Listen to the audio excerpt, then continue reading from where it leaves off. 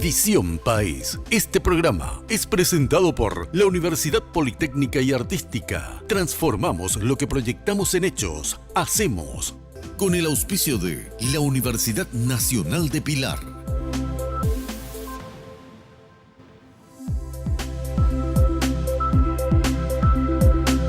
Bienvenidos a Visión País, buenas noches. Hoy queremos analizar con ustedes la configuración del Poder Legislativo y del Poder Ejecutivo. En el caso del Poder Legislativo, el pasado día viernes, recibieron justamente la resolución de proclamación los diputados y senadores nacionales, y el presidente electo, Mario Abdo Benítez, dio a conocer los nombres de los futuros ministros dentro del Poder Ejecutivo. Por lo menos habló básicamente de 4 personas. De Juan Ernesto Villamayor en el Ministerio del Interior, habló de Luis Castiglioni al frente del Ministerio de Relaciones Exteriores, habló del doctor Julio Mazzoleni al frente del Ministerio de Salud y de la doctora Teresa Martínez en la Secretaría de la Niñez y la Adolescencia.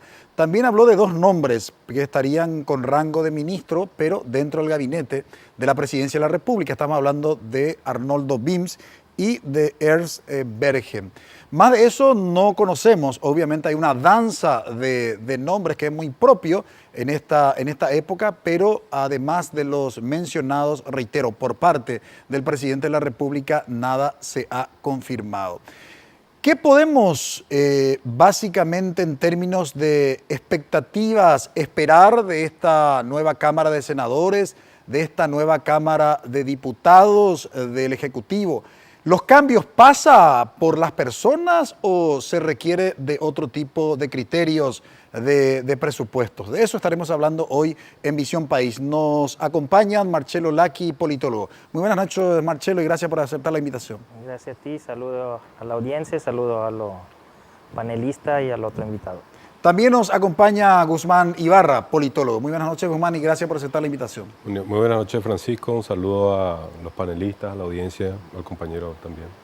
Saludamos a los panelistas. Bienvenida, Karina. Buenas noches, Francisco, a los invitados, Juan Pablo, y a la audiencia. Buenas noches, Juan Pablo. Francisco, buenas noches también a nuestros invitados, Karina, y por supuesto a la audiencia que nos sigue domingo a domingo.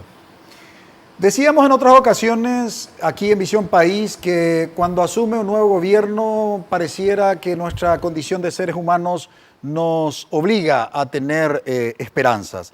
Y siempre que hay un nuevo presidente, nuevos legisladores nacionales, nuevos ministros dentro del Poder Ejecutivo, nos aferramos a esa condición, a la condición de decir, bueno, ahora esperamos que le vaya mejor al país. Pero ¿de qué depende para que se cambien las cuestiones estructurales del Estado paraguayo? ¿Pasa por el perfil de la persona, la honestidad, la preparación intelectual, en fin? ¿Por dónde pasa el cambio de la estructura del Estado en este país? De eso estaremos hablando durante el desarrollo de nuestro programa. Brevísima pausa.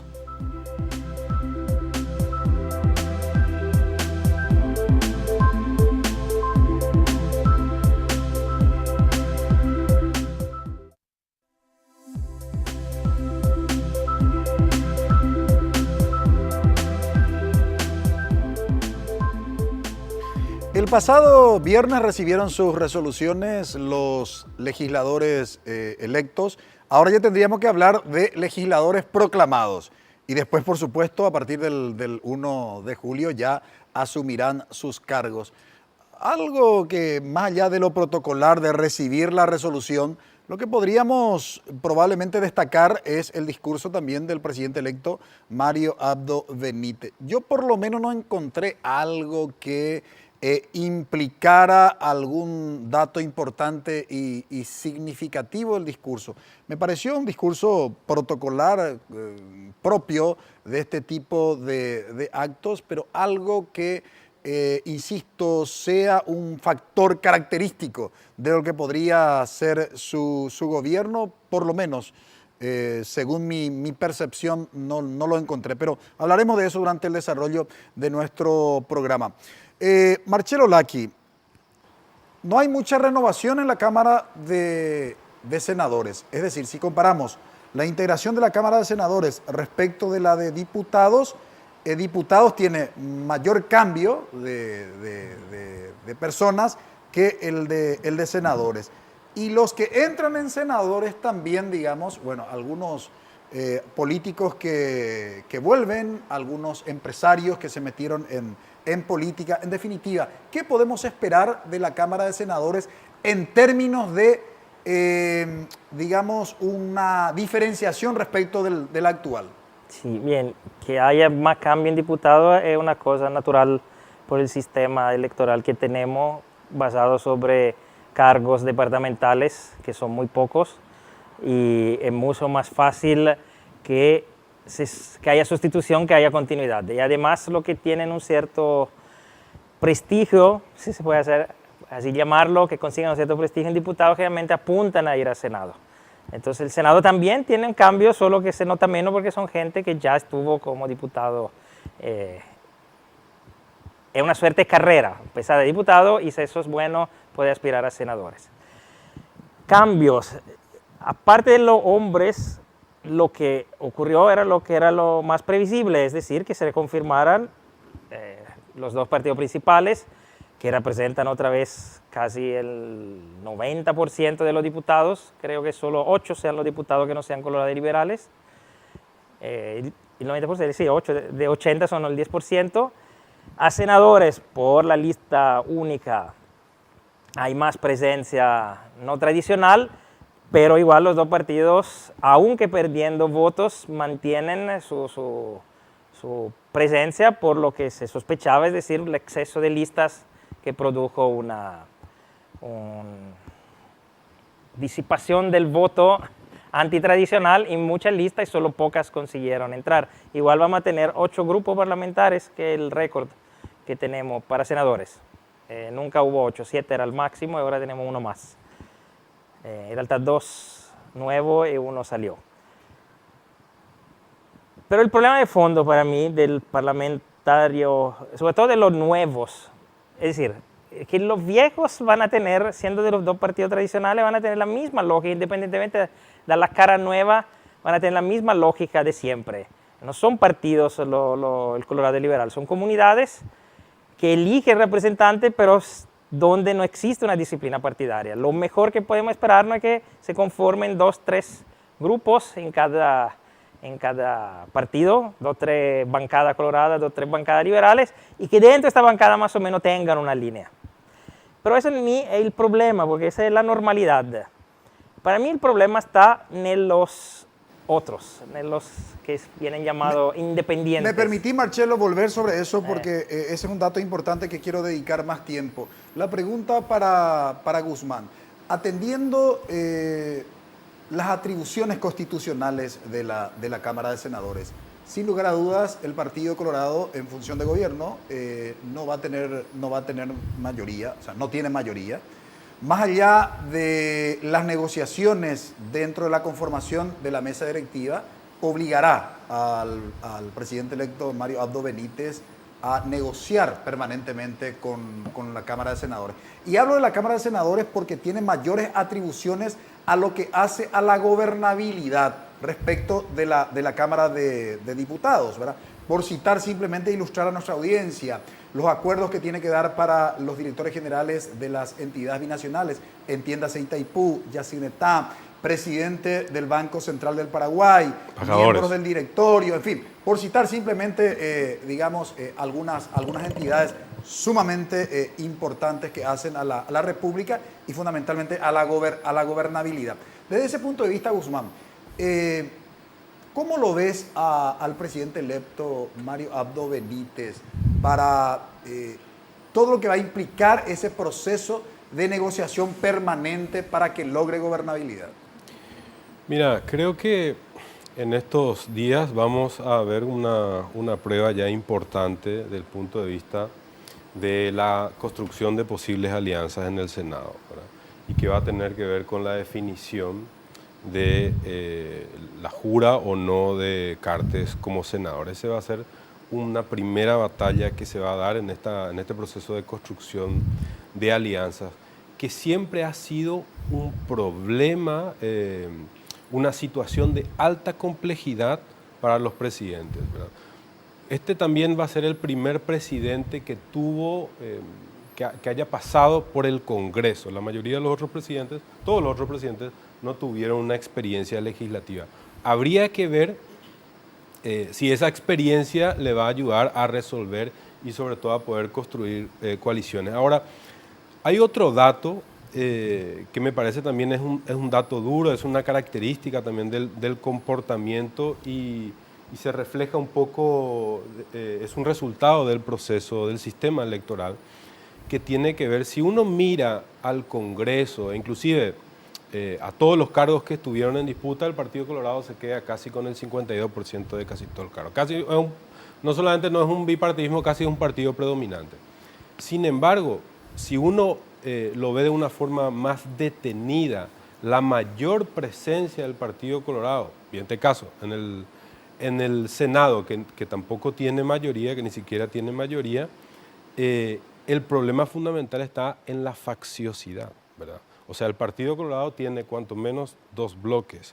El Partido Liberal tiene cuanto menos 2 bloques.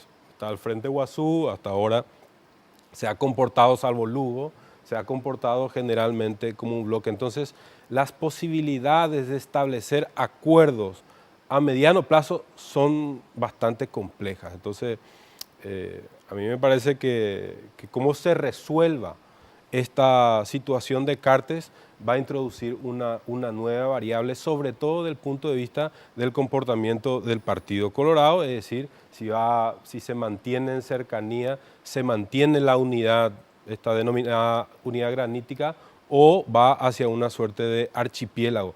Va a pasar lo mismo respecto a la oposición y las facciones de la oposición en función a que Cartes jure o no. Entonces a mí me parece que esa es una variable que va a ayudar a reposicionar las fuerzas.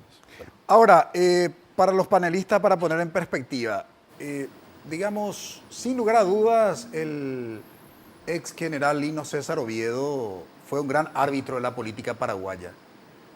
Probablemente Horacio Cartes termine también siendo de algún modo árbitro de la política paraguaya. Vamos a ver el comportamiento de la Cámara, de ambas cámaras del Congreso para la aceptación de su renuncia. Yo creo que si logra que se acepte su renuncia, ya por añadidura vendrá, obviamente, ¿verdad? Digamos, su juramento como senador y atendiendo a su fuerza política dentro del Partido Colorado, los senadores, los diputados y los gobernadores e intendentes que responden de manera directa a su movimiento, puede eventualmente terminar siendo un árbitro de la política paraguaya y un problema en términos de gobernabilidad para el gobierno de Mario Abdo Benítez. ¿Cómo ustedes ven? Bueno, sin duda que esto nos puede llegar a pensar que ese árbitro natural que debería ser una tercera fuerza de oposición, de confrontación, sigue como un espacio ausente, ¿verdad? O sea, ninguna de las otras fuerzas logran consolidarse para hacer el contrapeso necesario entre los dos partidos tradicionales, el Partido Colorado y el Partido Liberal. La figura de Horacio Cartes como árbitro yo creo que tiene más que ver con la disputa interna de ambos partidos, ¿sí? Porque también existe esa fuerte sospecha de lazos que puedan surgir dentro de una de las corrientes del PLRA con intereses dentro de las corrientes del Partido Colorado. Entonces, yo no sé si lo ubicaría como árbitro, sino también como esa figura de negociación permanente con intereses que incluso trascienden en el ámbito meramente político y van más allá. O sea, creo que tomando lo que vos planteabas, Francisco, al inicio, con el propio discurso del presidente electo Mario Abdo, vemos que también al principio, cuando recién fueron las elecciones, hubo un fuerte ímpetu en la necesidad de la reforma judicial, pero después también se fueron diluyendo a partir de la presentación de ciertos casos que ponían en riesgo esa unidad granítica que en apariencia se había logrado, que se evidenció que no, ¿verdad? Juan Pablo. Yo creo que lo que se dio el día viernes, Francisco, en relación al tema de la proclamación de los candidatos genera un antes y un después de todo. Nosotros vivimos, y creo que la cultura nuestra en el Paraguay es de esa imagen tan fuerte hacia lo que significa el presidencialismo. O sea, la figura del presidente es una figura muy importante para todos nosotros todavía en ese sentido. El viernes Cartes dejó de ser presidente para justamente Mario Abdo asumir la responsabilidad de las riendas de este país. Todavía no hicieron el protocolo de entrega de la banda y del bastón, pero ya a partir del día lunes creo que empieza justamente todos los equipos de transición. Como decía Guzmán, la unidad granítica no se dio ni en las internas, ni en las generales, y mucho menos ahora. Creo que este va a ser el periodo más triste de este proceso dentro del Partido Colorado, donde vamos a ver mucha sangre correr y muchos pases de factura también en este proceso. A lo que quiero decir que también, analizando el discurso del presidente Mario Abdo Benítez en el momento de su proclamación, uno tiene que empezar a leer entre líneas también lo que quiere plantear en relación a ese tema. Y creo que en cierta manera él va a querer empezar a construir también su propia imagen, que va a tratar de consolidar en un liderazgo donde le va a estorbar la figura también del presidente o el expresidente, en este caso Horacio Cartes. Entonces creo que también hay que mirar desde ese punto de vista y ser muy cautelosos también en el proceso de observación de cómo Mario Abdo va a empezar a construir justamente su propia imagen. Es una realidad que yo creo que definitivamente nos toca sentarnos y esperar a ver cómo se da ese hecho. Pero toda esa figura de que Horacio Cartes va a tener una preponderancia muy grande, en mi opinión particular, yo creo que eso se está diluyendo.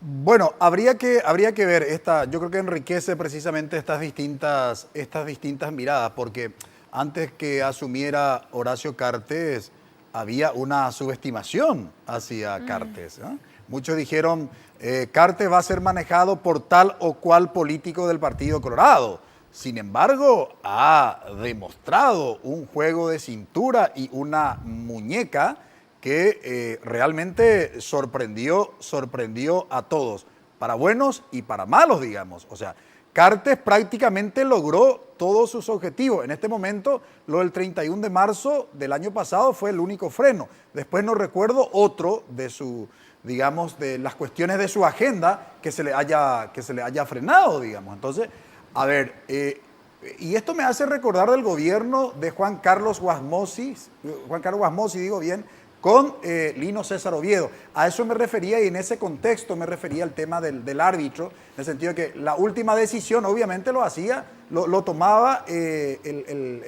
Lino César Oviedo, ¿verdad? O sea, la gente sabía quién tenía realmente el poder era Oviedo, hasta que después se dio aquella crisis obviamente con Guasmosi, ¿no? Que es conocido y no hay necesidad de comentarlo, ¿verdad? Yo me temo que eventualmente se pueda dar el mismo escenario. De eso nos ocuparemos a la vuelta de la pausa.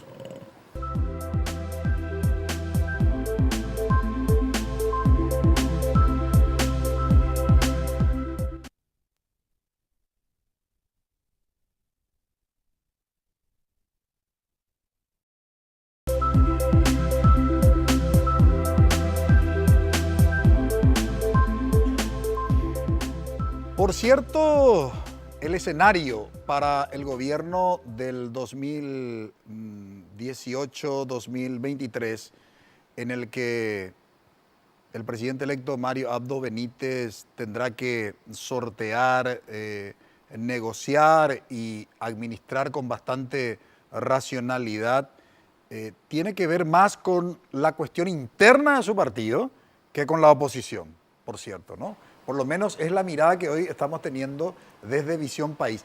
Ahora, quedó pendiente, Marcelo, la cuestión de la lógica de la que hablabas entre los que continúan como senadores y los que se integraban como nuevos legisladores en esa Cámara. ¿De qué lógica estamos hablando? No, tenemos siempre que dividir los dos espacios, el espacio tradicional y el espacio independiente, como se llama comúnmente. Y el espacio independiente, más allá que ahora trae 6 grupos políticos nuevos, nuevo y viejo, pero llegó a su máximo y tiene una presencia importante porque son 16, si no me equivoco, sí, 16 senadores, que como grupo son casi iguales, son superiores a los liberales y casi iguales a los colorados. Pero no son proyectos políticos, ninguno. Hay algunos, pero no son los más importantes. Habría que analizarlo uno por uno. El Frente Guasú, que aumentó de un senador pero tuvo un resultado malísimo a diputados. Y el Frente Guazú es la nueva UNACE, es decir, es Lugo, punto. El día que a Lugo le pase algo, esperamos que no para él, desaparece. Que no hay un proyecto político allí. Es una persona con 5 senadores de 5 grupos diferentes y que sí hasta ahora más o menos se han manejado conjuntamente, pero no sabemos hasta cuándo, porque de todo modo esta enorme derrota que tuvieron a nivel de diputados, por allí va a pasar factura a algunos. Tenemos el PDP, que es un partido unifamiliar casi. Tenemos Patria Querida, que entró creo con 3 senadores esta vez, pero no es un partido, son 3 personas con nombre que se pusieron allí. Y el candidato principal, ¿cómo se llama? Fidel Zavala. Zavala es Zavala, punto. Lo único que para mí hasta tiene un sentido, porque sí tiene un proyecto alternativo de sistema, Payo Cubas. Una propuesta violenta, de alta crítica, hasta a veces con sarcasmo e ironía, pero que apunta a la destrucción, punto, del sistema. Pero es un proyecto político. Los otros son personas que entran convencidas que la persona puede incidir y la persona no inciden, más allá de su voto. Van a incidir cuando su voto va a ser útil. Pero una persona sin proyecto político atrás, y ninguno de estos tiene proyecto político atrás, no, aparte, para mí, para Payo Cubas, que es un proyecto, repito, muy destructivo, pero existe, no tienen, entonces no van a incidir. Pero al final no van a influir, sino por el hecho de tener ese voto que puede cambiar mayorías. Dos cositas, Marcelo. Sí.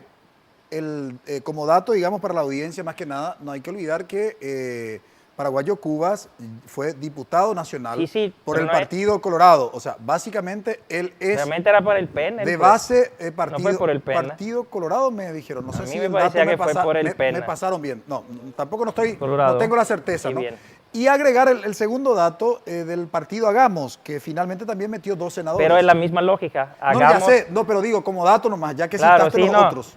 No le quise citar todo, pero es la misma lógica. Hacia allí, eso ni es un proyecto, eso son personas, hacia un grupo artístico a bobo que entra en Parlamento con su apoyo. No son propuesta alternativa, es una lógica que para mí es muy equivocada, de decir, vamos a poner gente buena y esa gente buena va a cambiar la cosa. No, porque la gente buena, sin detrás un sustento, una organización, un proyecto, una visión, no cambia nada, es absorbida del sistema.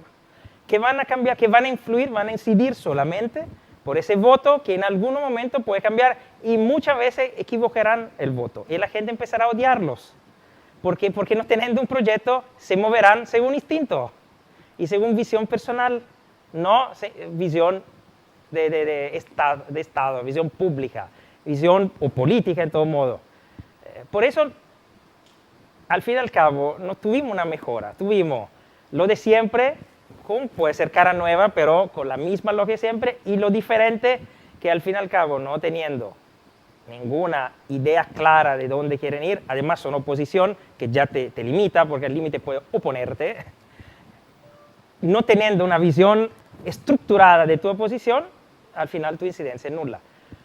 Yo pero quiero volver al tema Colorado, porque al fin y al cabo, como dijiste, allí se va a decidir los destinos de la patria por los próximos 5 años, a menos que de esa mezcla de grupos, más un partido liberal que algún día retome un rumbo, no nazca algo realmente alternativo, que no era esta alianza ganar, algo alternativo. Pero eso todavía no se vislumbra. Entonces, lo que tenemos es el Partido Colorado. Yo no le daría tanta importancia al hecho se le acepta o no le acepta el juramento, al hecho se jura o no jura Cartes. Porque Cartes necesitaba ser candidato a senador número 1 de forma simbólica, para que simbólicamente se entendiera que no de cara al campo político. Pero no le interesa estar allí. Su poder no se basa sobre su voz en Parlamento, de hecho, no creo que hablaría casi nunca y por allí ni se iría.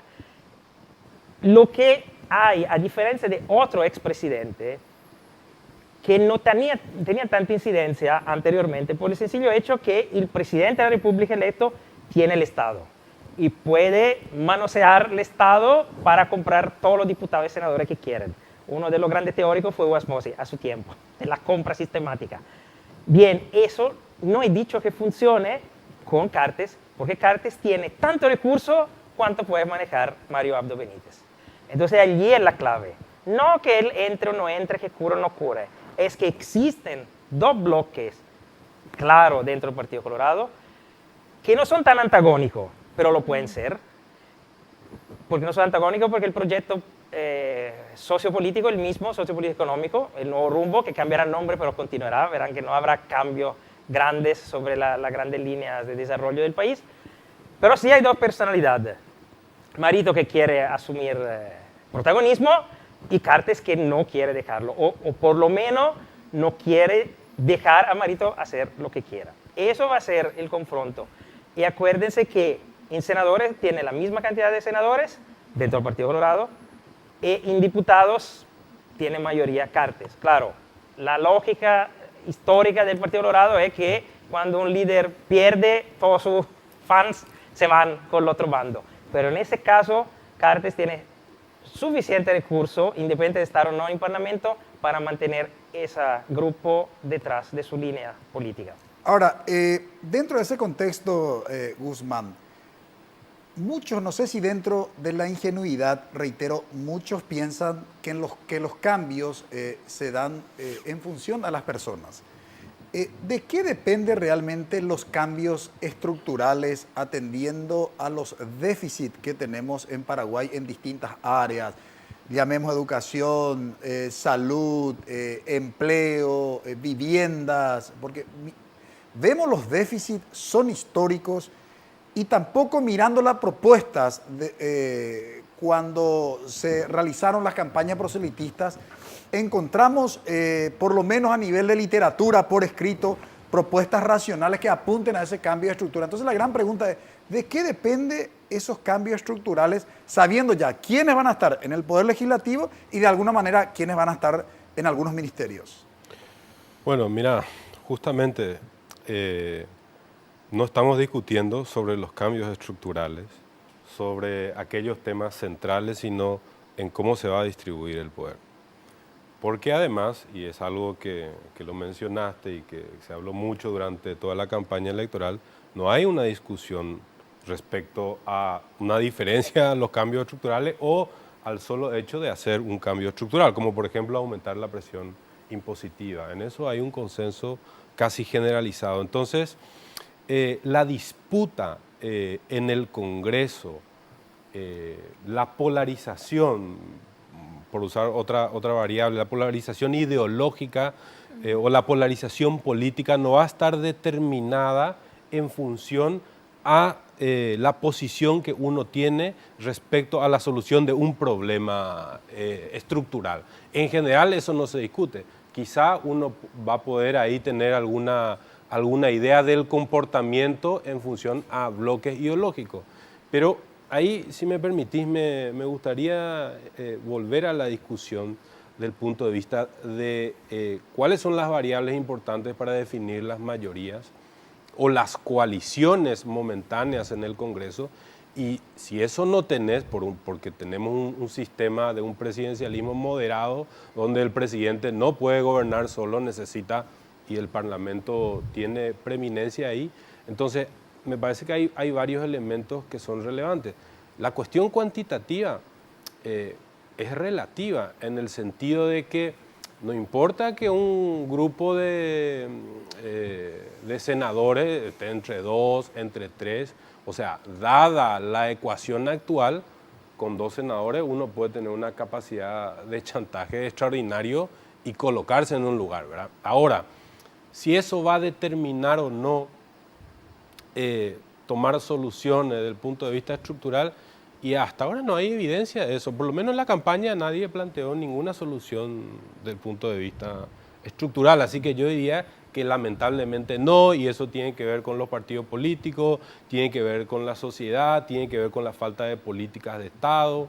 En fin, creo que hay varios elementos, y actualmente de lo que se trata, de lo que estamos viendo, es simplemente cómo queda distribuida la torta, ¿verdad? Dentro de todos estos elementos que estamos mencionando, Karina, Juan Pablo, si tuviéramos que establecer prioridades, digamos, del presidente electo, Mañana lunes se reúne la bancada justamente de Añetete en el Senado para decidir en relación con los votos de esa bancada, en relación con la aceptación de la renuncia de Horacio Cartes, ¿no?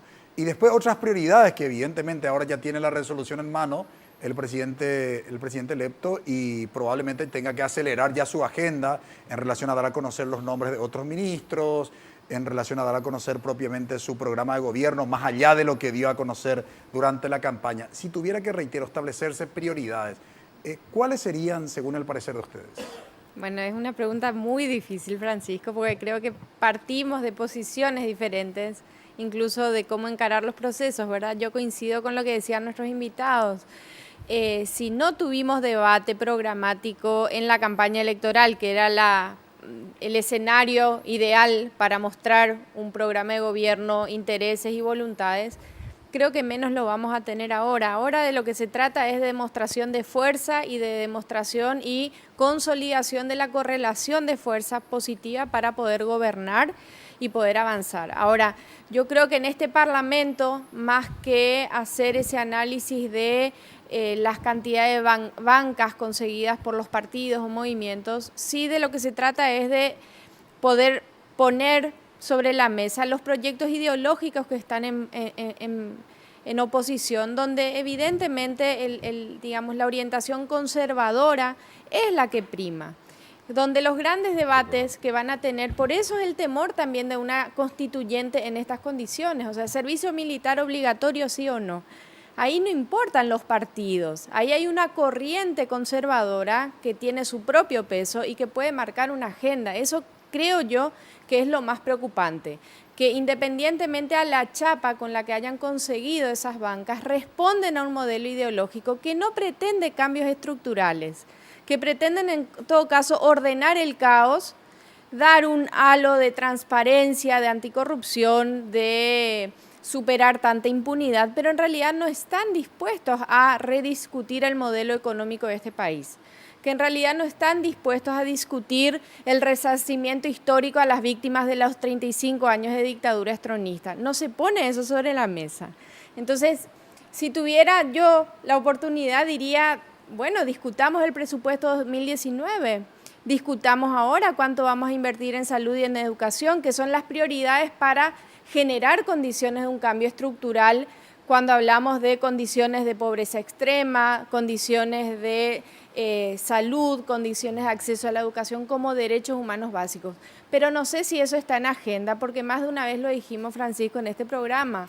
De esos temas, la mayoría se llena la boca hablando en campañas electorales, pero después son los temas más relegados durante todas las gestiones. Juan Pablo. Le estoy escuchando detenidamente a Karina y realmente me parece importante desde el punto de vista de anotar eso en la agenda para un debate a futuro. Creo que en realidad el gran desafío que va a tener el equipo a partir del día de mañana va a ser justamente ver el corte administrativo que deja esta administración de Horacio Cartes y empezar justamente a tomar los lugares para empezar a hacer una buena transición. Si hacemos memoria y recordamos cuando habían asumido, esperaron muchísimo tiempo para incluso después detenerse durante un año en hacer el análisis y el estudio de la administración pública. Eso retrasó tremendamente todo lo que significó la gestión desde el inicio, desde el cero del presidente saliente. Yo creo que ese error no se debe cometer. Yo creo que el gran énfasis en la agenda va a tener que ser ver la situación en estos 2 meses y tanto hasta el 15 de agosto para conocer la radiografía real y a partir de ahí empezar a trabajar. Creo que la visión también un poco en torno a la designación de los próximos ministros tiene que ser un equilibrio entre lo político y lo técnico, cosa que estuvo ausente en gran parte del gabinete del Dream Team, del equipo estrella que habían querido establecer con ese concepto bastante tecnocrático, pero que lastimosamente no se da. Todos estos debates que también plantea Karina tienen que estar en agenda, pero creo que la prioridad es saber un poco el estado real de la situación del Estado como para poder empezar a operativizar eso cuando ocupen sus lugares el próximo 15 de agosto. El desafío, sin lugar a dudas, de Mario Abdo Benítez para los primeros, no solamente los primeros meses de su gobierno, sino a medida que va dando a conocer los nombres de los ministros, apenas, reiteramos, 4 nombres dio. 3 de ministerio propiamente y 1 de la Secretaría de la Niñez y la Adolescencia, que es una secretaría ejecutiva con rango de ministerio. ¿Cuántos ministerios hay? En este momento no recuerdo, pero creo que fácilmente llegamos con la secretaría y todo eso a 12, 15 más o menos, ¿no? Con rango de ministerio, reitero, entre ministerios y secretarías ejecutivas con rango de ministerio. Sin embargo, ya comenzaron a pronunciarse dentro de su propio partido, a recordarle al presidente electo que había prometido en campaña que su gabinete iba a estar integrado exclusivamente por el Partido Colorado. ¿Cómo quedó finalmente los resultados de las elecciones? Creo que obliga a revisar ese discurso que había dado el presidente electo. Brevísima pausa.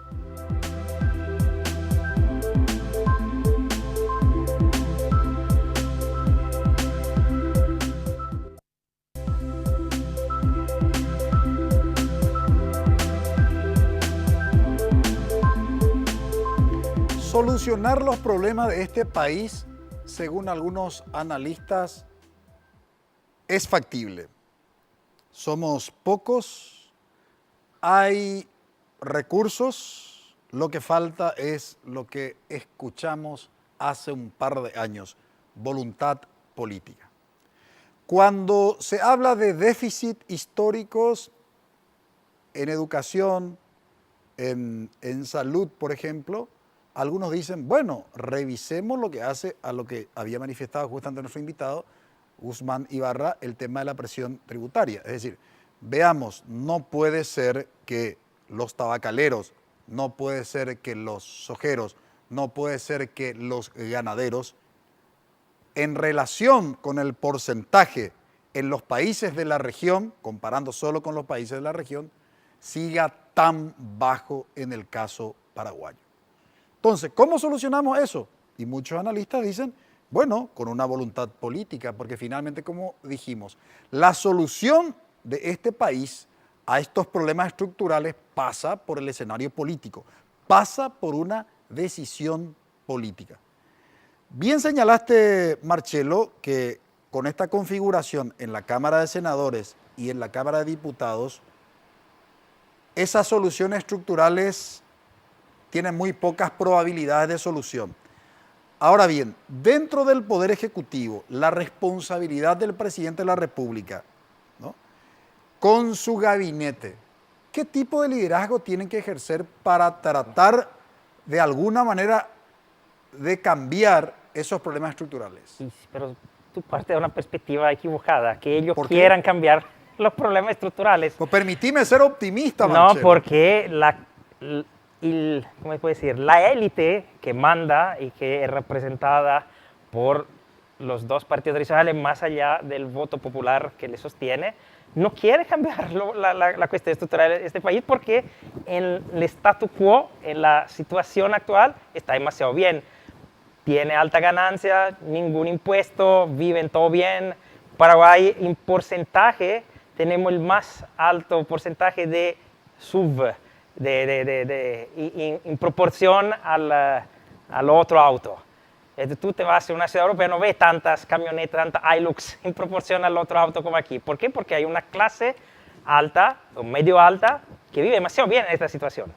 Tú me dirás, pero la gran parte del pueblo estamos mal. Sí, pero yo no veo ningún interés en el actual grupo dirigente que se hizo con el poder de resolver esos problemas, sino maquillándolo. ¿Cómo se hizo en 5 años de Cartes?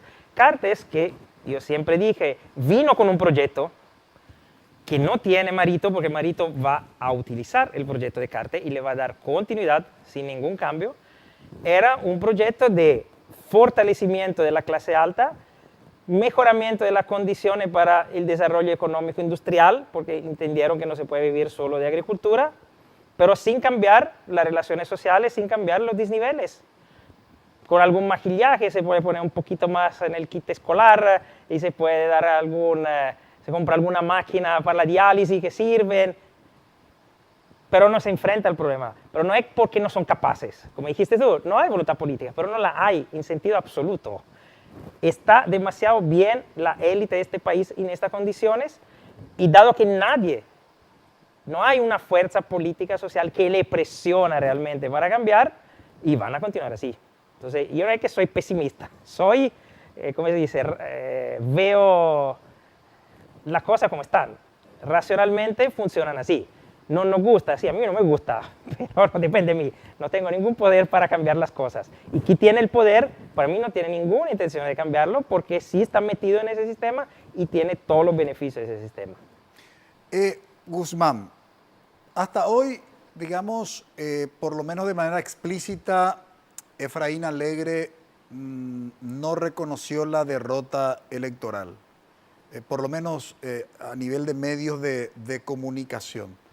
Se dio a conocer ya los resultados obviamente oficiales, se entregaron las resoluciones de proclamación, se hizo incluso la comparación entre, digamos, lo que dio a conocer aquel día de las elecciones, aquel domingo, ¿verdad? El TREP respecto del juzgamiento de las actas, que son los resultados oficiales, y se habló de un 0,01% de diferencia, es decir, a ver, nada, ¿no?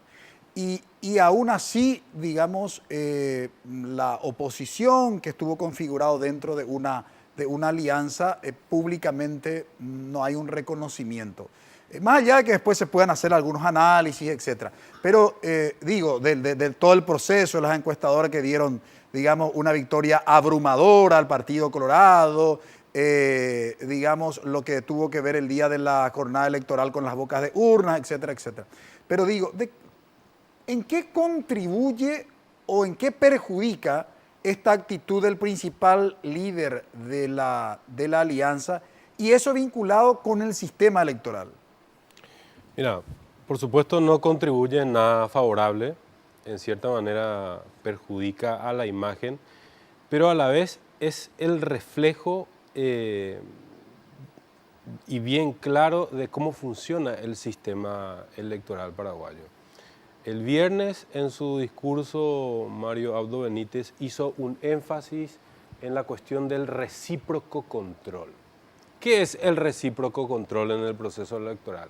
Es cuando los actores de los partidos políticos tienen un rol fundamental en el proceso de contar los votos, juzgar las actas, etc. Es decir, toda la legitimidad del proceso electoral, o gran parte de la legitimidad del proceso electoral, descansa en el reconocimiento de los actores políticos y no en la institucionalidad o en la institución del Tribunal Superior de Justicia Electoral, que en ese día pierde completamente el control respecto al proceso electoral, ¿verdad?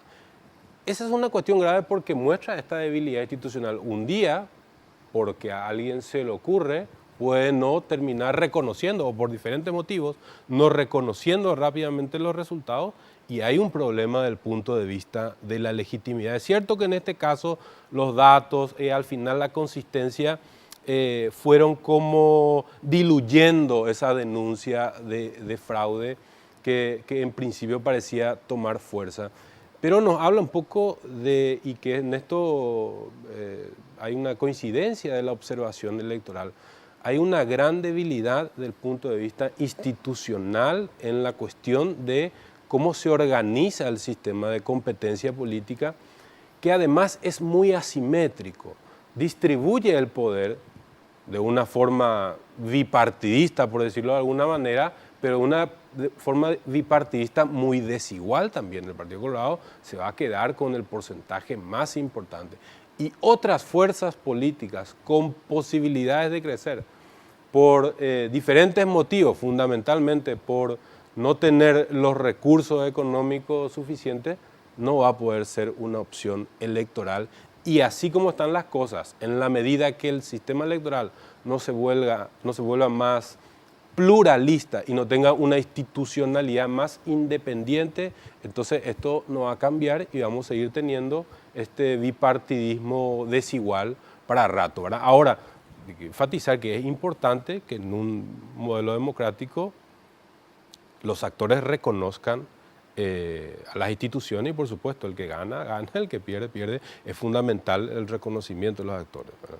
Quizá ahora ya pasó mucho tiempo, pero me parece que es un gesto que es importante sobre todo para abrir puertas a posteriores negociaciones, que sin duda alguna se van a dar, ¿no? Ahora, Karina, Juan Pablo, miremos también el otro lado de la vereda, en lo que hace al ejercicio de la ciudadanía, digamos, ¿verdad? Las elecciones ya están, las autoridades electas, proclamadas, esperando asumir sus cargos, pero yo creo que en la medida también en que la ciudadanía, digamos, ejerce sus derechos, presiona, digamos, a estas autoridades, estas demandas de las que estamos hablando van a ser respondidas. Es decir, siempre que la ciudadanía se manifestó, las autoridades asumieron otro tipo de actitudes, ¿verdad? Desde ese punto de vista, digamos, los partidos no cumplen la función pedagógica de la formación de la ciudadanía. Entonces yo me pregunto, ¿quiénes entonces deben ocuparse de este proceso de formación de ciudadanía, de movilización de la ciudadanía? Bueno, ahí hay que hacer una diferencia entre los partidos tradicionales y los partidos o movimientos emergentes que sí empiezan también a valorar ciertos espacios de debate, de formación. Cierto. También es cierto que las organizaciones sociales que quizás estuvieron como que adormecidas en los últimos años empiezan a despertarse, empiezan a generar otra vez abrir las puertas de sus oficinas para debatir, para encontrarse, para reflexionar. Pero también, Francisco, quiero hacer hincapié en esta concepción que vos instalabas al inicio de por lo menos tener un poco de esperanza, ¿verdad? Y yo coincido con Marcelo en términos de, mientras nosotros sigamos con esa falsa esperanza de que algo capaz que puede cambiar, también genera o se refuerza esa expectativa de esperar que el otro cambie. En realidad no va a cambiar. Lo que puede cambiar hoy es que la gente se dé cuenta del lugar en el que nos están poniendo, lo que en realidad constituimos las grandes mayorías de este país, que finalmente en representación parlamentaria somos una minoría, pero el poder que se tiene desde afuera y desde las calles, ¿verdad? O sea, si nosotros seguimos con esta perspectiva de la voluntad política, pareciera que es una interpelación moral a que sean buenos y cambien algo, cuando en realidad ni sus bolsillos, ni sus billeteras, ni sus grandes intereses, ni cuentas bancarias les interesa cambiar absolutamente nada. A nosotros nos interesa cambiar. A las organizaciones campesinas, a los sindicatos, a las organizaciones barriales, a las organizaciones de la sociedad civil, es a la que les interesa el cambio porque le afecta de manera directa. Ahí es donde yo creo que tenemos que hacer un fuerte hincapié y generar mecanismos de presión que evidencien que no es un problema de voluntad, sino de intereses, de mantener un status quo que favorece a un sector mínimo en detrimento de los intereses de la mayoría. Juan Pablo. A mí me parece importante pensar a futuro, pensar en los jóvenes. Y me parece que también tiene que ser una mirada en torno a ver cuántos centros estudiantiles tenemos activando fuertemente en todas las instituciones, sean públicas o sean privadas. Si no empezamos a trabajar con ese sector de nuestra población que es cada vez más grande, que ellos puedan entender el dinamismo del ejercicio democrático internamente para luego eso extrapolarlo a nivel país, con partidos tradicionales que no les interesan la formación en absoluto, con partidos emergentes que no tienen recursos pero que la luchan, la pelean, pero que no es suficiente como para poder ganar lugares dentro del Congreso, tener representación activa políticamente en los lugares de toma de decisión. Si no trabajamos con los jóvenes para que ellos entiendan el modelo democrático de participación y esa actividad, valga la redundancia, activa, Francisco, creo que vamos camino a ir perdiendo a poco la democracia y creo que eso no tiene que ser el camino. Yo en lo particular creo que nosotros estamos entrando en un proceso de madurez democrática durante muchísimos años en esa larga transición. Y cuando empecemos a caminar esa madurez posiblemente lo podamos perder justamente por el no compromiso o el verdadero ejercicio y la tarea que tenemos que tener los que estamos dentro de la gestión pública y afuera de la gestión pública, desde la sociedad civil, desde la academia o desde los lugares que nos toquen, incluso nosotros desde los medios de comunicación. Comparto, sin lugar a dudas, lo que señalan mis panelistas. Estas organizaciones, digamos, de la sociedad que mencionaba Karina, y el caso también mencionado por Juan Pablo. Pero aquí hay un dato que no es menor y que tenemos que tener en cuenta. Cuando hoy nosotros hablamos de las organizaciones, resulta que nos encontramos con una estrategia de poder que hasta hoy ha funcionado a la perfección. Todo el que incursiona de manera activa en el ámbito político, actúa la justicia con imputaciones. El caso de las organizaciones estudiantiles, ¿acaso no imputaron a jóvenes de la secundaria, menores de edad, violando incluso disposiciones legales, ¿verdad? Que eran inimputables, le imputaron. Me enteré que la semana pasada ya fijaron fecha para la audiencia, digamos, del juicio oral a los estudiantes, justamente de la Universidad Católica, ¿verdad? Entonces, ¿cómo trabajar la concienciación ciudadana, la organización ciudadana, si finalmente esa estrategia poder que viene con lo judicial automáticamente actúa como para poder anular? Es decir, la justicia está por encima de la política. Este es un tema interesante que está pendiente justamente aquí en Visión País analizar. Me gustaría en 30 segundos así una reflexión final de nuestros invitados. Respecto de todo lo que dijimos, ¿qué entonces nos queda, Marcelo, respecto de tu análisis como ciudadanos? Y 5 años de gobierno Cartes, parte 2, sin Cartes, pero sin Cartes relativamente, porque detrás de Marito, que él quiera o que no quiera, va a estar la sombra de Cartes por mucho tiempo. Puede ser que haya una regulación de cuentas del Partido Colorado, quizá la próxima interna partidaria para verificar los cargos partidarios, pero por ahora esa es la situación.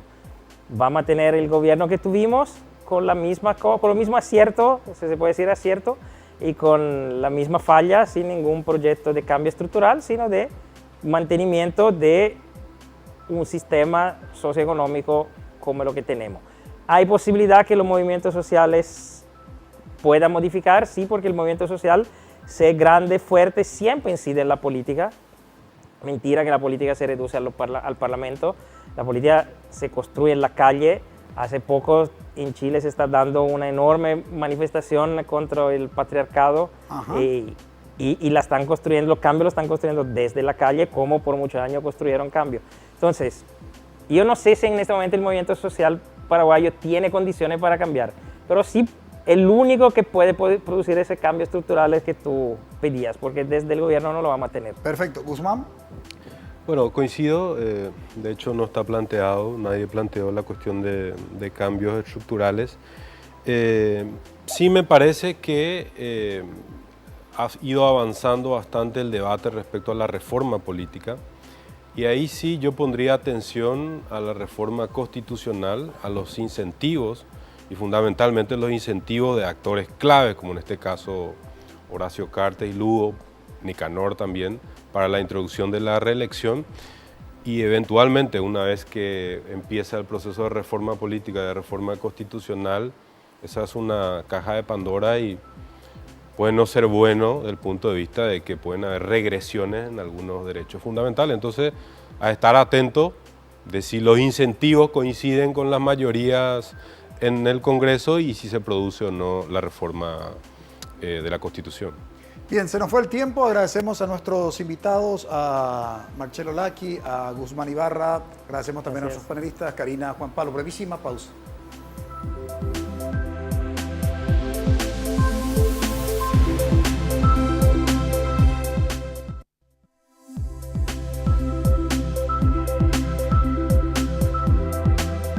Sin lugar a dudas, el gran desafío del próximo gobierno que liderará Mario Abdo Benítez tiene que ver con la gobernabilidad.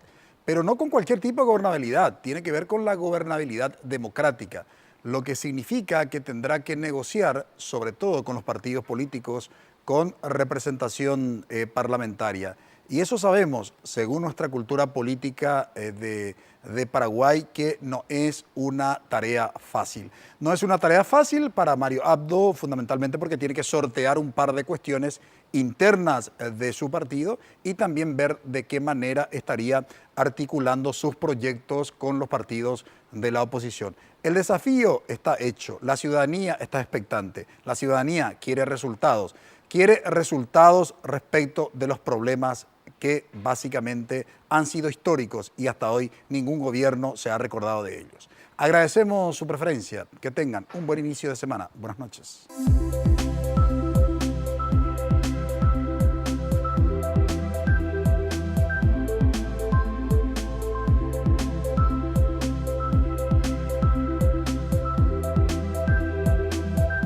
Visión País. Este programa fue presentado por la Universidad Politécnica y Artística. Transformamos lo que proyectamos en hechos. Hacemos. Con el auspicio de la Universidad Nacional de Pilar.